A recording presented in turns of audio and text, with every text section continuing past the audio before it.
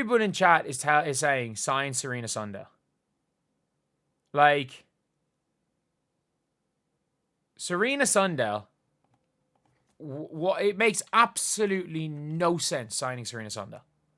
I understand she was really good in college. I understand her final year in college she led the nation in assists. I understand. I get it. She's about 6'1". I get it. Serena Sundell was so bad. She was so bad for the Storm. Like, I kid you not. Like, I think Serena Sundell is going to be a WNBA player. I think she's going to be a W player.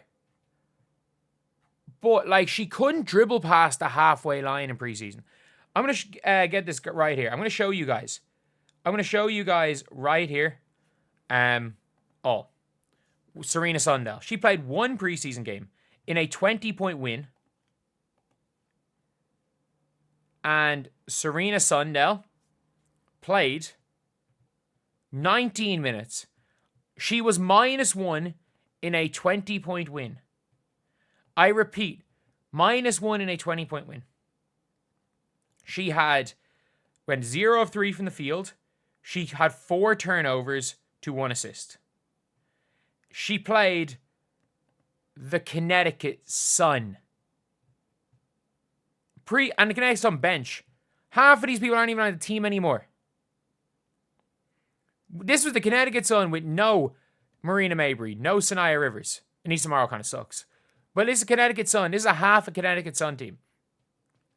And all of a sudden, she turns the ball over 4 times. She could barely dribble past the halfway line. Like, I get it. I understand the idea of Serena Sundell. I wanted them to draft Serena Sundell. Like, this is having to come from somebody who was pushing for them to draft Serena Sundell. And in general, I hate admitting I'm wrong. But Serena Sundell is just not it. She is just not the right player. Like, we saw Sophie Cunningham is better at getting past that. Is probably better at getting past the halfway line than Serena Sundell. Sophie Cunningham is probably going to be better at that. And if you guys didn't see, she was benched in the closed door scrimmage. In the closed door scrimmage, she's literally on. They had all the footage. She played a couple of minutes at the end of the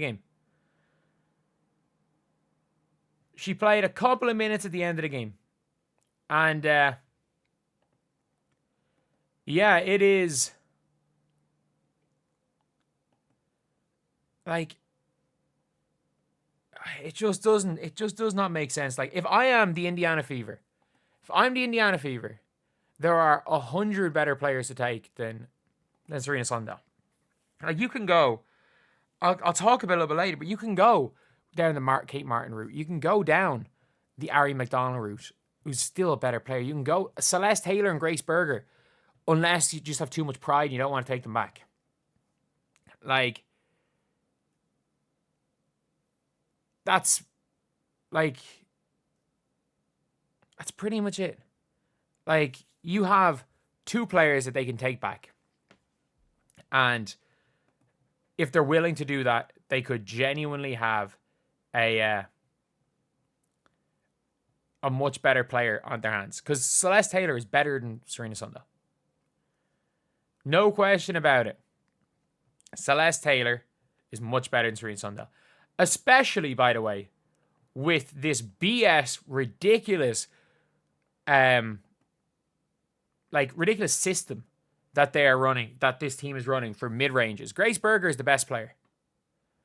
Genuinely, Grace Berger is the best player possible. She is a mid-range specialist.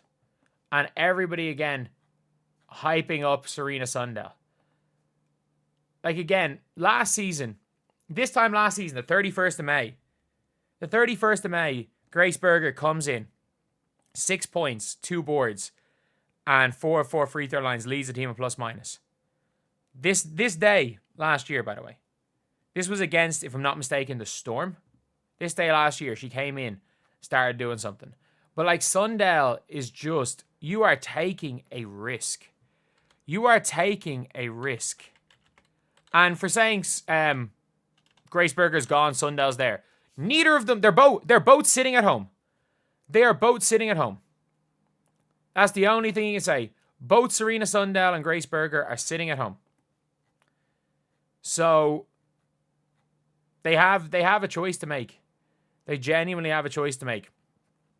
And another player that is the wildest choice.